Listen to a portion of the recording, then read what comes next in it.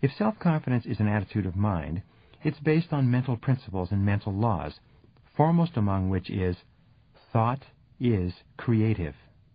You are not what you think you are, but what you think you are. As you systematically and deliberately change your thinking about yourself, your outer reality changes to conform with it. Your thoughts create your life, including and especially your thoughts with regard to your level of self-confidence. The reason why goals are so important is because of these mental laws.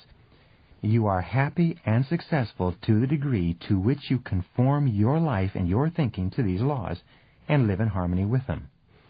The first law, which we've already discussed, is the law of cause and effect. It's so simple and so powerful that you need to remind yourself of it all the time. Another way of stating this law is the principle of sowing and reaping. It simply says that whatsoever a man soweth, that also shall he reap.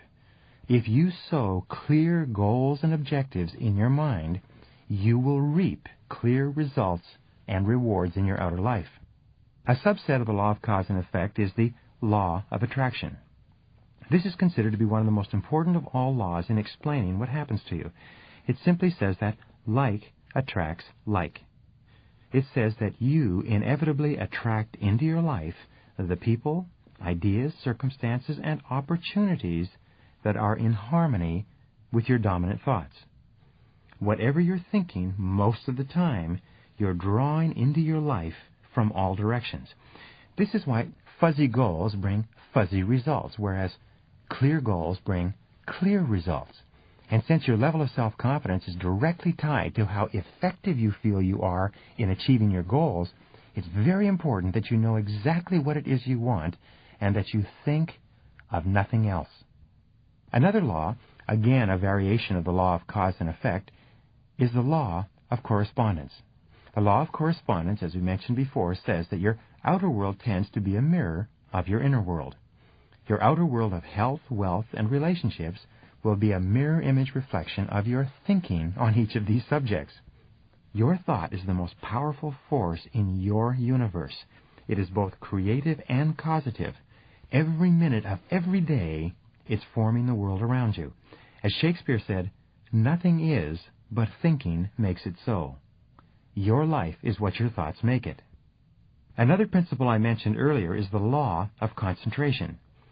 This is another terribly important law when it comes to the development and maintenance of your self-confidence. The law of concentration says that whatever you dwell upon continually grows into your reality. Thinking about a subject, dwelling on it continually, is like watering and fertilizing a seed. It causes it to grow faster in your experience.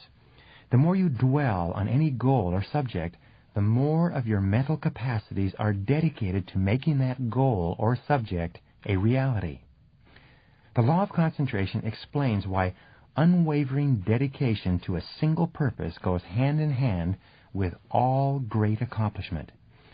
The ability to concentrate without diversion on a single subject to the exclusion of all others explains why ordinary people achieve extraordinary things. Because of this mental law, an average individual with average capabilities, by bringing all of his or her mental powers to bear on the achievement of a single goal, can often accomplish far more than a seemingly more fortunate person whose energies are dispersed by having several goals at once, or as quite commonly happens, by having no goals at all. In addition, there's the law of substitution. This law simply says that your conscious mind can only hold one thought at a time, positive or negative. And whatever thought is held continuously in your conscious mind will eventually be accepted by your subconscious mind, and your subconscious mind, in conjunction with these other mental laws, will go to work to bring that thought or idea into reality. Your subconscious mind is inordinately powerful and is the seat of all your emotions, your beliefs, your values, your attitudes, and your feelings. The development of the unshakable self-confidence that you desire requires that you step up to your mental computer and take every step possible to program self-confidence deep into your subconscious mind.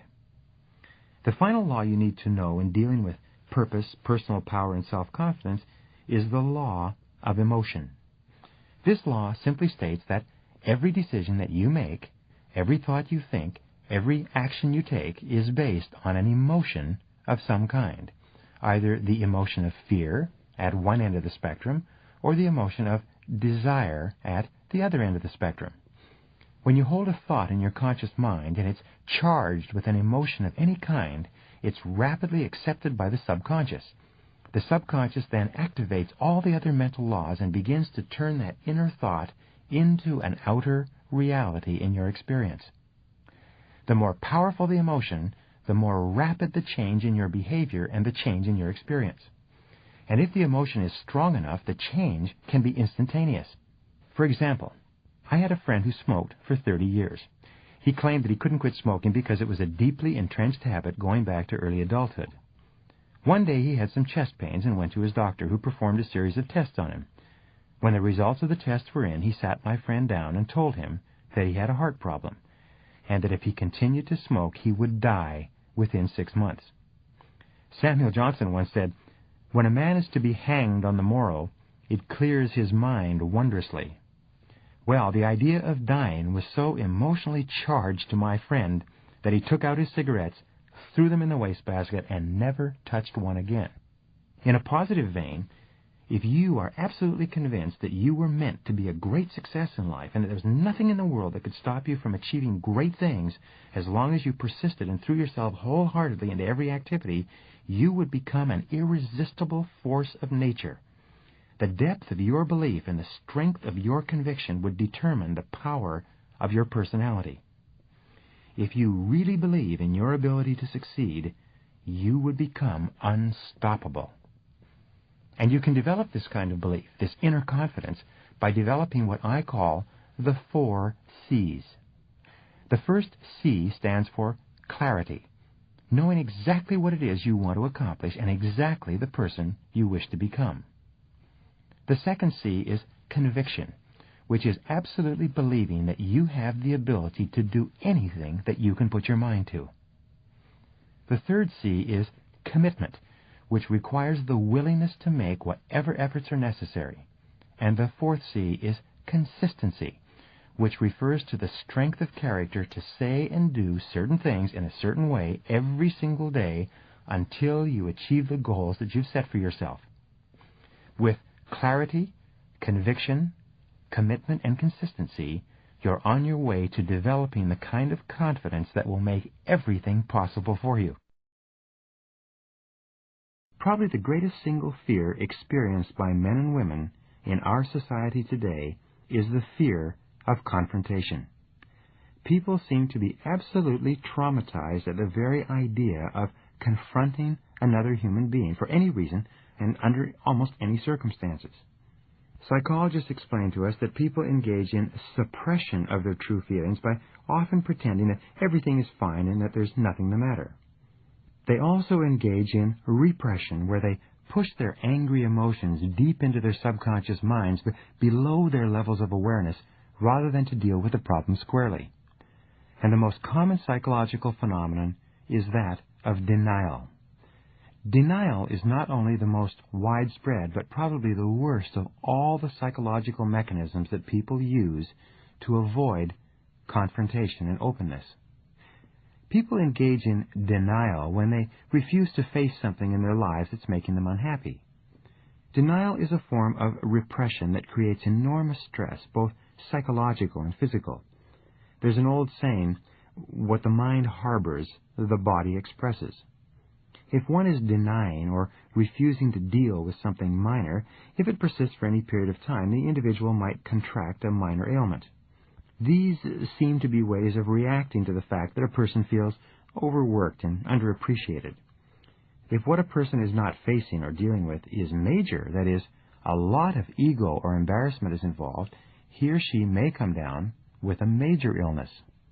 On the other hand, elaborate tests have shown that people who confront on a regular basis are far healthier mentally and physically than people who deny and evade problems, hoping that they'll go away or resolve themselves on their own. This is why the ability to honestly confront a stressful situation or a difficult person is an absolute prerequisite for self-confidence and self-esteem.